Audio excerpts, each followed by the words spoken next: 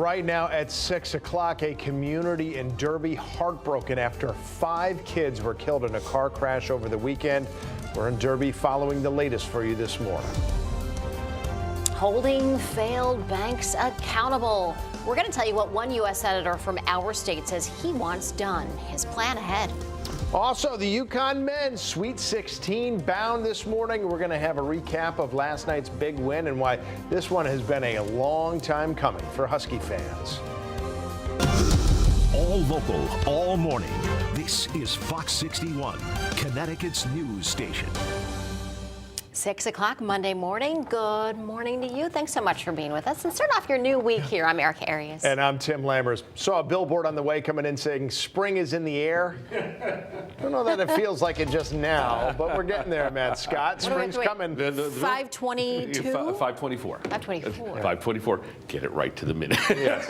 My apologies. Good morning to you both. Hope you had a good last weekend of winter, which, definitely Saturday was spring-like. Sunday, not so much. Some of you really struggled temperature-wise yesterday. That wind did not help. It's a cool start, but a milder finish to the numbers today. We have dry conditions, little wind. That leads to a fire danger potential, so be on the mind of that. Wet end of the week. Second half of the week, certainly a lot less settled than how we're starting it. Starting it in the lower 20s. Meriden, Torrington at 21, 22 in Norwich. Not bad in Hartford at 29, 34 in New Haven. There's your wind. Fairly light, but again, very dry out there, so enough to cause some trouble.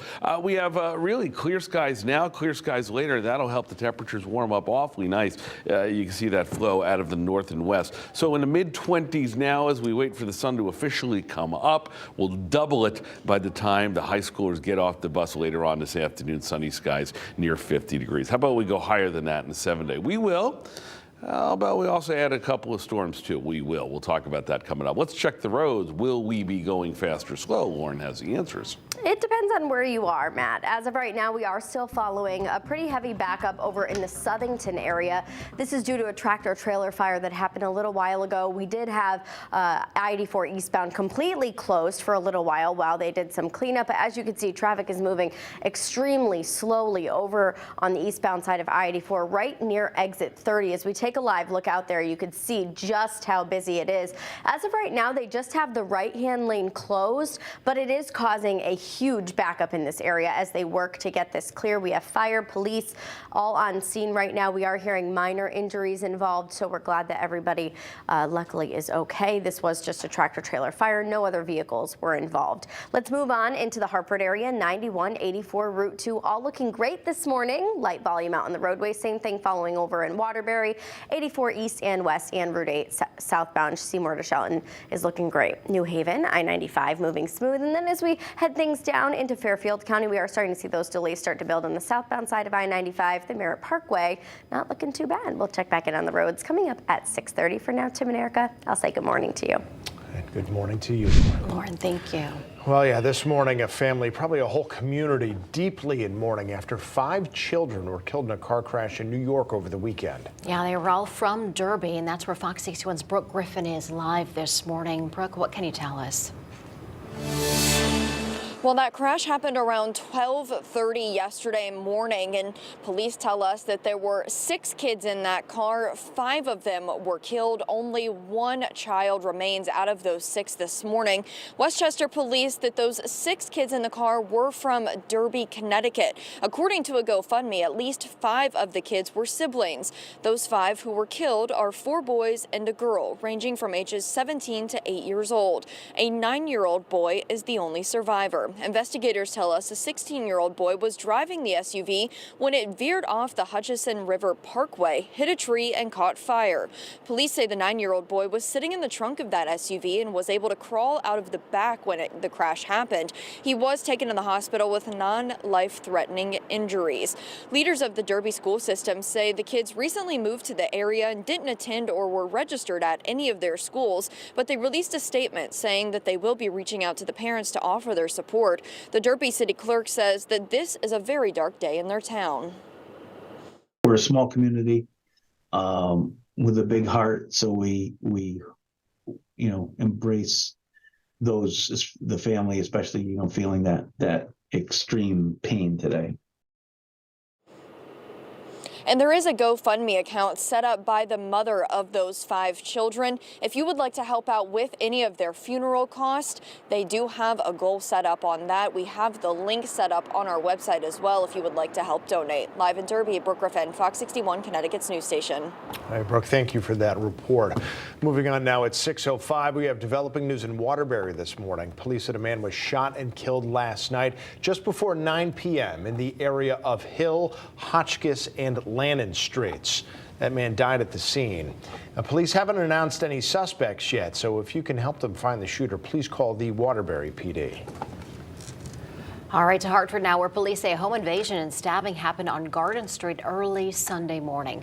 Police arrested Shambrielle Strickland after they say she broke into an apartment and attacked the residents with a knife.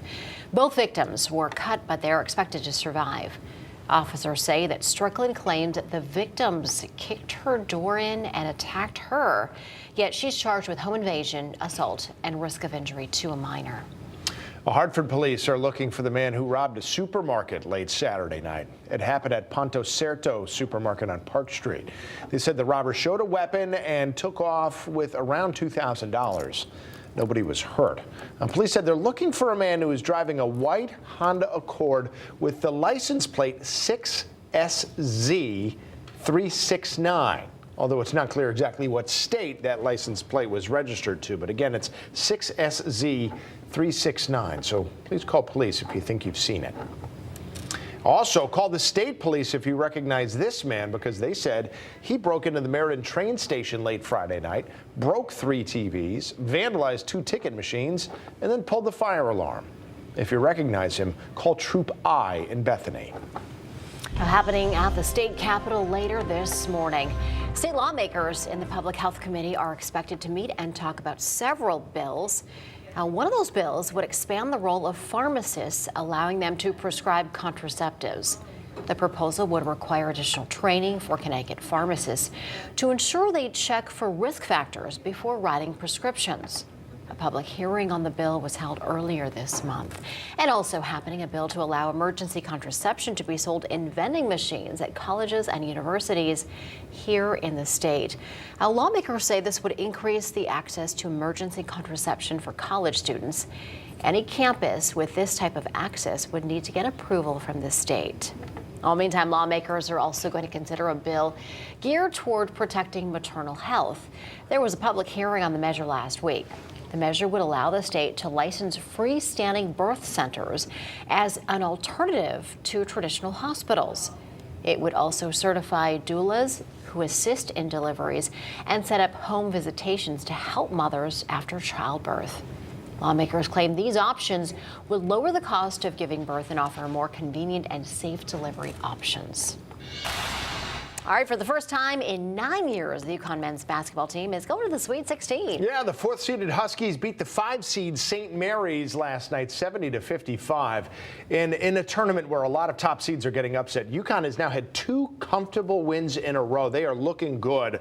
Both of those wins led by Adama Sanogo. Last night, he had 24 points and 8 rebounds. So the Huskies are now headed to Las Vegas in a date with the 8-seed Arkansas on Thursday. The Razorbacks upset the region's top seed, Kansas, in the second round. The UConn women have their second-round game in their NCAA tournament tonight. The second-seeded Huskies are facing the 7-seed Baylor. That's at 9 o'clock in Stores.